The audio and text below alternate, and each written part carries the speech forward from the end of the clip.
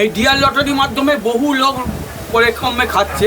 Dear lottery যদি না থাকতো আজ আমাদের অবস্থা খুব খারাপ হতো।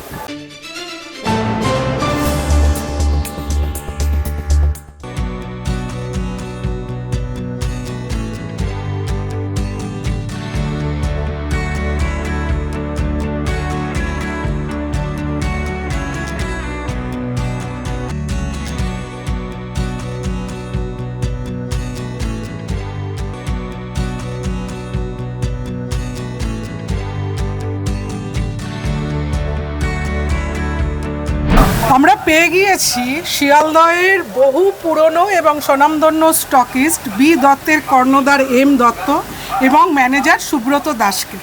বলছি যে আপনাদের এই ব্যবসাটা কতদিন? ব্যবসাটা অনেক পুরানো। আমি এখানে 15 থেকে 17 বছর কাজ করছি। মানে এম দত্ত, বি দত্ত মালিক যে এম দত্ত। আপনাদের ব্যবসাটা আমাদের ব্যবসাটা মিনিমাম খুব কম করে 40 বছরের আগেকার। আচ্ছা, সেই আগের ব্যবসার আর এখন ব্যবসার মধ্যে মানে কি তফাৎ? এখন ব্যবসা কি বেড়েছে না? হ্যাঁ, আগে একবারই খেলা হতো, তখন আমাদের সেরকমভাবে কারোর কিছু স্যালারি ফ্যালারি ঠিকঠাক হতো না। এখন এই ডিয়ার লটারি, যখন থেকে ডিয়ার লটারি হয়েছে তখন থেকেই এই B Dutta M Dutta dear lottery নিয়েই আছে। তখন থেকে এই ডিয়ার লটারির ব্যবসাটা মোটামুটি এখন শুধু আমাদের মানে অনেক সুযোগ সুবিধা এইসব ডিয়ার লটারি থেকেই সবারই হয়েছে।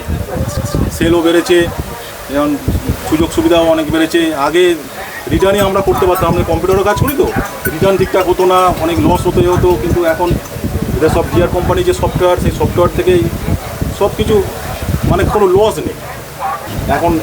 মানে কোম্পানি এমন করে দিয়েছে সব, ওসবে আর কোনো সব মালিকরা হিসেবপত্রটা ঠিকঠাক পায়, মানে সফটওয়্যার ব্যবসাটা অনেক স্বচ্ছ।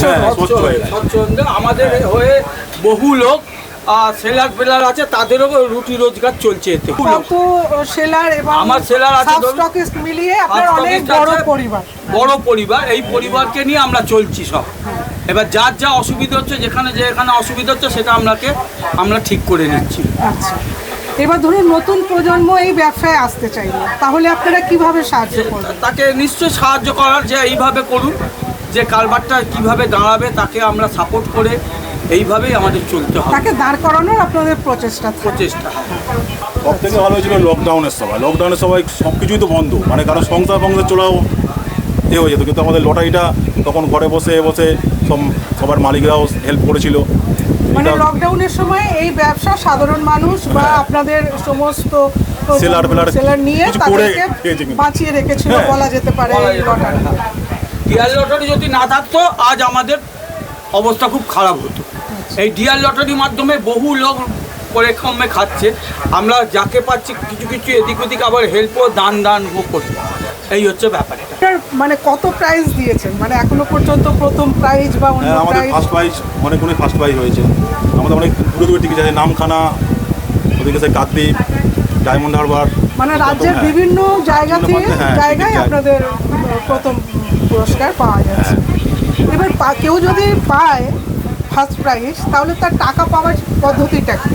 টাকা পাবে আমাদের কোম্পানির সব আছে, আমাদের কাছে যোগাযোগ করলে আমরা এখান থেকে ওদের সব সিট বার করে দিই। তারা ফিল আপ করে আমাদের কোম্পানির সঙ্গে যোগাযোগ করলে 1 মাসের মধ্যে টাকা পেয়ে যাবে। ধন্যবাদ।